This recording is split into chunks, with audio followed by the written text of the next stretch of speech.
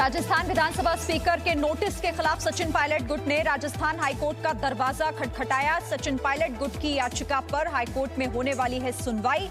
सचिन पायलट पिछले 2 दिन से अपने वकीलों से कर रहे हैं बात। स्पीकर ने कल विधायकों की सदस्यता रद्द करने का नोटिस भेजा था।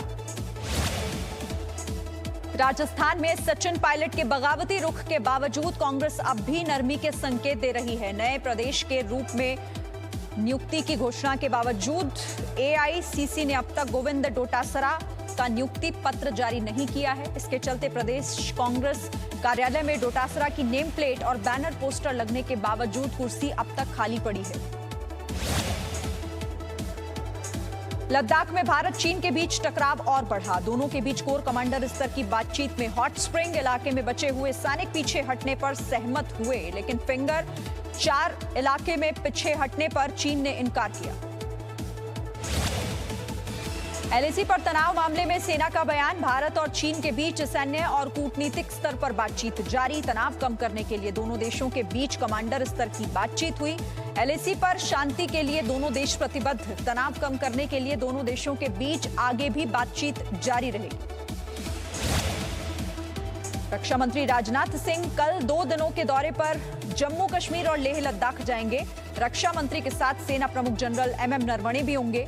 रक्षा मंत्री एलएसी के फॉरवर्ड ब्लॉक पर सेना की तैयारी की समीक्षा करेंगे। 18 जुलाई को राजनाथ सिंह श्रीनगर जाएंगे।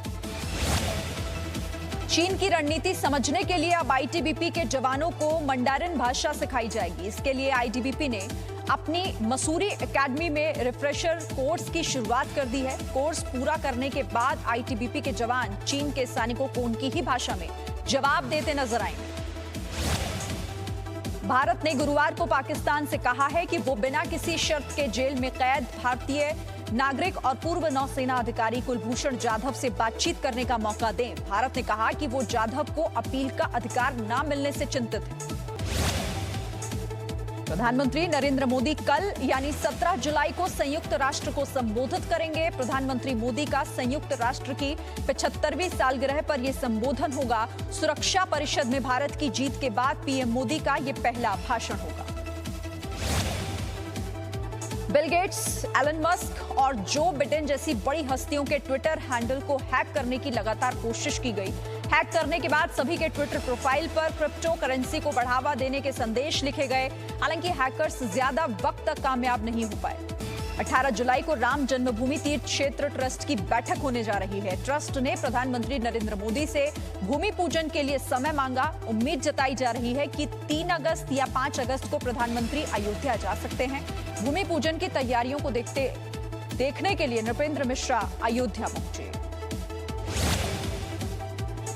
देश में कोरोना संक्रमितों का आंकड़ा 10 लाख पहुंचने वाला है। पिछले 24 घंटे में देश में कोरोना के 32,695 नए मामले सामने आए। साथ ही 606 लोगों की मौत हो गई। देश में कोरोना संक्रमितों की संख्या 9,68,000 हो गई है, जिनमें से 6,12,000 लोग ठीक हो चुके हैं, जबकि 3,31,000 अब भी संक्रमित हैं। बिहार में कोरोना संक्रमण के मामले बढ़ते देख आज से फिर लॉकडाउन लागू कर दिया गया। ये लॉकडाउन 31 जुलाई तक चलेगा। इस दौरान राज्य और केंद्र सरकार के दफ्तर बंद रहेंगे। रेल और हवाई सेवाओं को मंजूरी होगी, लेकिन बाकी परिवहन सेवाओं पर रोक रहेगी। राशन, सब्जी, दूध और दवा की दुकानें खुली रहेंगी। महाराष्ट्र के पालघर में 2 साधुओं की हत्या के मामले में सीआईडी ने दहाड़ू कोर्ट में चार्जशीट दाखिल की है। सीआईडी ने जांच में अफवाह को मुख्य वजह बताया। मामले में अब तक 165 आरोपियों को गिरफ्तार किया गया है। 16 अप्रैल 2020 को साधुओं की हुई थी हत्या। पालघर में साधुओं की पीट कर हत्या के मामले में विश्व हिंदू परिषद ने ऐतराज जताया। वीएचपी ने कहा कि पालघर मामले में चार्जशीट लीपापोती की कोशिश है। मामले में असली दोषियों को बचाने की कोशिश हो रही है। वीएचपी ने कहा कि इस मामले पर हिंदू समाज की नजर है। इंसाफ नहीं मिला तो कानूनी लड़ाई लड़ेंगे। कानपुर में हिस्ट्री शीटर विकास दुबे के लिए मुखबिरी करने के आरोप में चौबेपुर थाने के निलंबित एसओ विनय तिवारी और दारोगा के शर्मा पर कार्रवाई हो सकती है।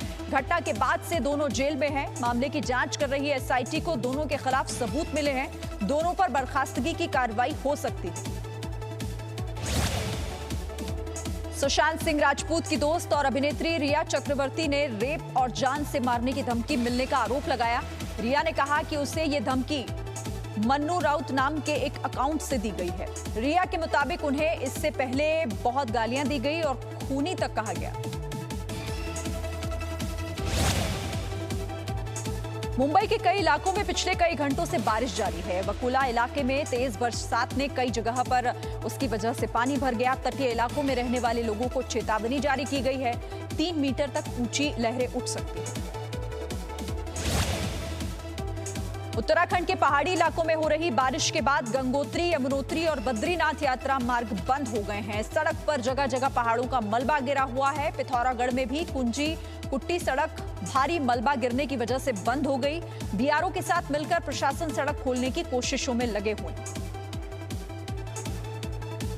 Presenting B News app available on Google Play and App Store. Download it now.